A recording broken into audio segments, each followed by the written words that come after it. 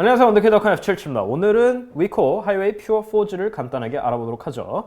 프랑스어로는 뭔지 모르겠어요. 근데 영어로는 위코 하이웨이 퓨어 4G예요. 왜 이런 얘기를 하냐면 프랑스제죠. 프랑스 국민폰 위코라고 써있죠. 뒤쪽에 Designed by Wico in France, Assembled in China라고 써있는데 사실 되게 웃긴 거예요. 왜냐면 이게 정확히 오리지널은 뭔지 모르겠어요. 여하튼 찌오니 거 같은데 찌오니 거고 5개 정도의 브랜드로 나온단 말이에요. OEM이에요. 그렇기 때문에 이 친구는 블루, 비보 에어인데 비보 에어고 LTE는 이거랑 똑같이 생겼어요. LTE판은. 그래서 뭐 같은 기계 다른 브랜드인데 이걸 프랑스제라고 부르는 거는 약간 그런 거예요. 뭐 그렇게 하면 배지 엔지니어링도 다 국산인가? 그렇게 치면은 뭐 삼성 세트는 삼성 거고 뭐 현대 컴보이는 현대 거야? 아니잖아요. 굉장히 웃기는 거예요. 여하튼 보도록 합시다. 굉장히 얇아요. 굉장히 얇아서 아이폰도 두꺼운 편이 아닌데 지금 6가 어디 간지 안 보여서 5S랑 비교하면 굉장히 얇다는 걸 볼 수 있죠. 5.1mm에 98g이에요. 굉장히 얇죠. 전원을 켜기 전에 4.8인치 HD 해상도의 디스플레이어 720p, 리시버, 전면 카메라, 그리고 키가 없고 소프트키로 들어가 있어요. 사실 전작 같은 경우에는 이게 하드키로 있었는데 왜 퇴보했는지 모르겠어요. 저는 소프트키를 더 좋아하긴 하는데 공간 활용성 면에서는 영 아닌 게 사실이죠. 왼쪽에 볼륨 키가 있고요. 아래쪽에 마이크로 USB 포트, 이어폰 잭. 5.1mm에도 이어폰 잭은 들어가요. 혹시라도 아이폰이 두께를 얇게 한다는 명목하에 이어폰 잭이 빠지면은 그것도 참 웃기는 일이 될 것 같은데 뭐 아직 나오지 않았으니까 마이크가 있고요. 오른쪽에 전원키, 나노 심카드 트레이가 있고요. 위에 쪽에는 2차 마이크 외에 아무것도 없죠. 뒤쪽에 8메가픽셀 카메라가 있고요. LED 플래시, 위코 로고가 있고 전 후면이 모두 글라스예요. 그래서 얇음에도 불구하고 생각보다 잡는 느낌이 그렇게 불안하다는 느낌이 안 들어요. 전반적인 마감이라든지 잘 만들었어요. 물론 디자인 같은 경우에는 소니 엑스페리아가 많이 생각나는 구조이기는 한데 뭐 계속 소니 닮았다고 하는 것도 지겨울 테니까 요거는 요 정도로 그만합시다. 굉장히 얇고 가벼워가지고 셔츠 주머니 같은데 넣고 스웨터를 입고 있어가지고 셔츠 주머니 같은데 넣고 다니기도 편하고 주머니에 넣고도 어디 갔지 하고서 찾은 적이 몇 번 있어요. 그 정도로 얇고 가벼운 건 장점이 될 수도 있고 단점이 될 수도 있지만 대부분은 장점으로 어필할 것 같네요. 디스플레이는 이렇게 생겼어요. 물론 밝기는 더 밝게 할 수 있죠. 이렇게 밝게 해서 쓸 수도 있고 720p 해상도의 아몰레드 패널이에요. 두께 때문에 아몰레드를 쓴 것 같은데 기본 캘리브레이션이 영 엉망이에요. 한 가지 다행인 거는 이쪽에서 스크린 컬러를 튠할 수가 있기 때문에 튠을 꼭 해주시는 게 좋겠습니다. 이건 제가 설정한 거니까 정확한 값은 아니니까 참고만 하시고 스탠다드로 놓으면 이쪽에 개조가 다 죽어버리는 모습을 볼 수 있죠. 기본 값은 좀 과해요. 뭐 여기서 비비 들어가면 말할 필요도 없고 그렇기 때문에 디스플레이 품질이 나쁜 건 아닌데 이건 조금 문제가 있다. 소프트키로 들어가 있기 때문에 내비게이션 바 순서를 바꿀 수도 있죠. 이렇게 바꿀 수도 있고 색깔이라든지 그런 것까지는 안 돼요. UI 자체는 순정 안드로이드 롤리팝의 UI를 많이 따라가고 있어요. 전반적으로 이런 화면들, 이런 화면이라든지 아니면 다이얼러라든지 보면은 그냥 순정처럼 보이죠. 근데 물론 순정은 아니에요. 런처 같은 경우에는 흔히 중국산에 들어가는 이 아이폰처럼 쭉 늘어내는 배열을 가지고 있죠. 특히나 이거는 이런 UI 중에서도 특출날 정도로 옵션이 없기 때문에 그냥 이 정도를 제외하면은 배열에 관한 어떠한 옵션도 없다. 스냅드래곤 410과 2기가 램이 탑재가 되어 있는데 사실 걱정을 많이 했어요. 비보 에어 같은 경우에는 나쁘지 않았지만 사실 요즘 세상에 스냅드래곤 410이 걱정을 하기 마련인데 거기다가 이거 같은 경우에는 뭐 중국산이니까 근데 멀티태스킹이 생각보다 빠릿빠릿하고 저는 멀티태스킹이 렉이 제일 걸리기 쉬운 상황이기 때문에 멀티태스킹에 항상 집중을 하게 되는데 생각보다 앱 넘어가는 거나 빠릿빠릿하게 잘 돼서 걱정은 한시름 덜었어요.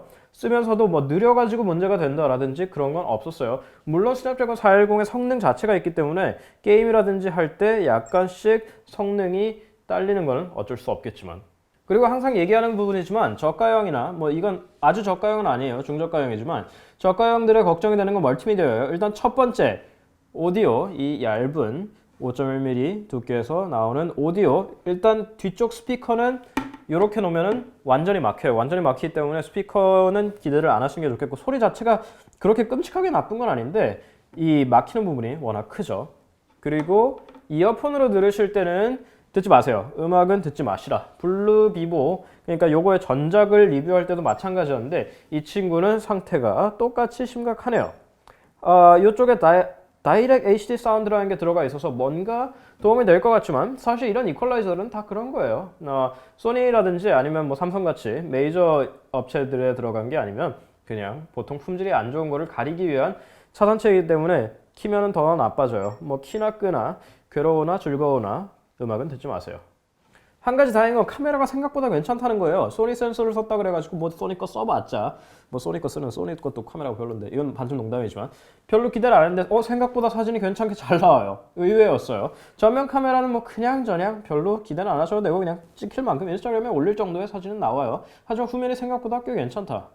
그리고 배터리, 이 두께만 보면 배터리가 전혀 믿음이 안 가죠. 2000mAh가 들어있어요. 정확히 얘기하자면 2050mAh인 걸로 제가 기억을 하고 있는데 믿음이 안 가는 게 맞아요. 왜냐면 믿음이 갈 만한 수치는 아니거든요. 근데 한 가지 얘기를 하자면은 사실 배터리 용량에 비해서 짧은 편은 아니에요.